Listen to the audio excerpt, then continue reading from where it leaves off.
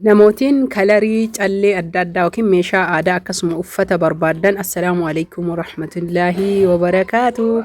Ashama harka fuuna Oromoo kiyya guutuu jirra jirtu amantiif kutaana sooliin qoodiin baga jiraattanii yeroo hedduu jechuudha aadaa Arsii fi Abbaa Gadaa Odaan akkasuma mootuu qabadhi kan isinii dhufu kuno kalarii adda addaatu jira ajajaan malee hin dhufu kuni callee uffatichaati isiniin jedha like share hiriyoota keessanii gochuudhaan meeshaa aadaa fi uffata aadaa deddeebisee wanni isinii fidee fi diskaawuntii yookiin ammoo akka giiftiitti maallaqni hir'atee jira. Namootiin ajajachuu barbaadan guyyoonni isin jalaa hin dhuminii isiniin jedha baga jiraattan. Tokkoffaa irratti wanni ani isinitti himuu barbaadu gaafii hedduu na gaafattanii qoriin sun muka maalii irraa dalagamaa warri jettanii fi muka heexoo irraa dalagamaa xuunxolleen kun akkuma sitti argitan banamtuudha yookiin ammoo tuyyuu qoraafamtuudha. Qoraafamtuu jedhu wiixaa yookiin ammoo akkuma isiin dalagamtee dhufteen qoraasanii dhiigan jechuudha buufamee haala jechuudha. Isin sirri wanni na hubachuu qabdan namoonni hedduun guyyaa haganaa keessan naa baa yoo jettan mee akka jiraa callee akkana bareechisanii miidhagsan haa hafu. Akkaatammaan jechuudha xuunxoo tana itti bananii dhiiga fidanii itti naqanii itti goysanii itti qoraasan naa hubadha. Akkasuma immoo qamisii kanallee sarpiraayizii obboleettiin teenna obboleettii isiitiif gootee isiniin jedha.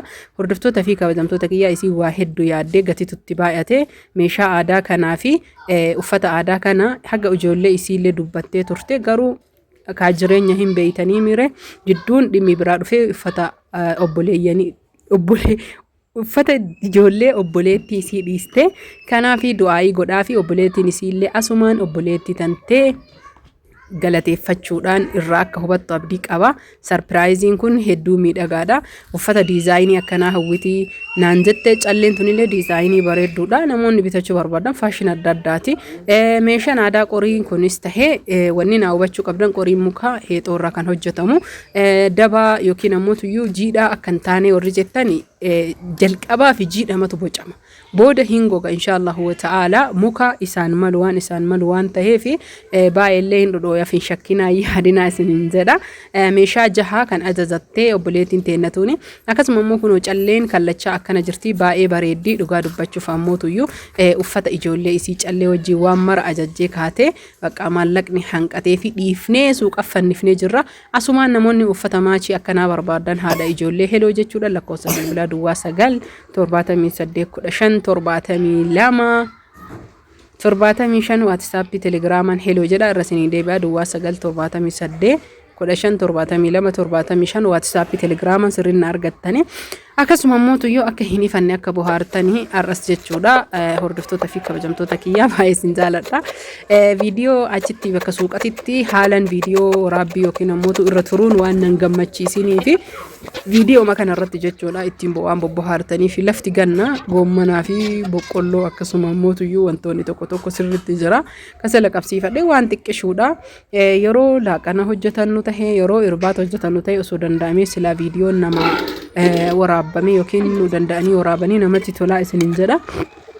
Maaliif jennaanin yeroo xiqqoo hojjetattu yeroo goommana hojjetattu akkasuma immoo tuyyuu yeroo adda addaa yeroo lixii qal'istee buuftee silaa oolmaa kana waraabanii viidiyoo laaluun hedduu namatti tola. Lixii erga qal'istee habsiitii buusuu yookiin bulluqa lixii qopheessuu jira.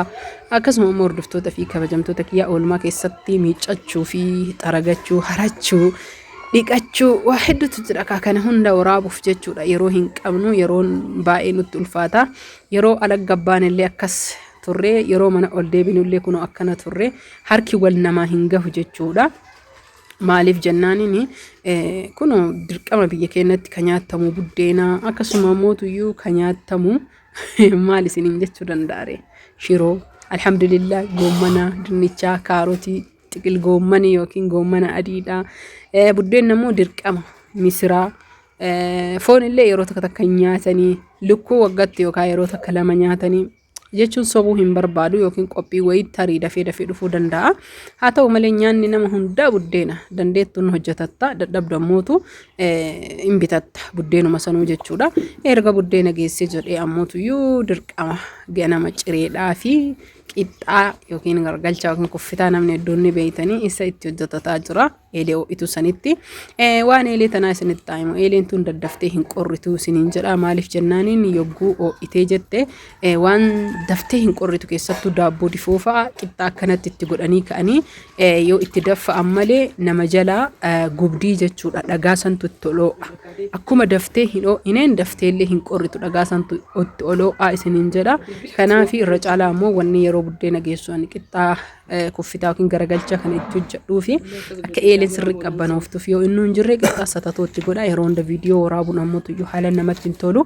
Viidiyoo odoo gad isiniin dhiisin hin dhiisuu jechuu fi anillee akkuma isiniin sabskraayibii 50 sababeeffachuun jedhu anillee viidiyoo kiyya 50 sababeeffachuun yeroo hunda gadhiisuun natti tola. Isin jaaladha isin kabaja sheer laayik waliif gochuudhaan hiriyoota kiyyessaniin naagahaa isiniin jedha.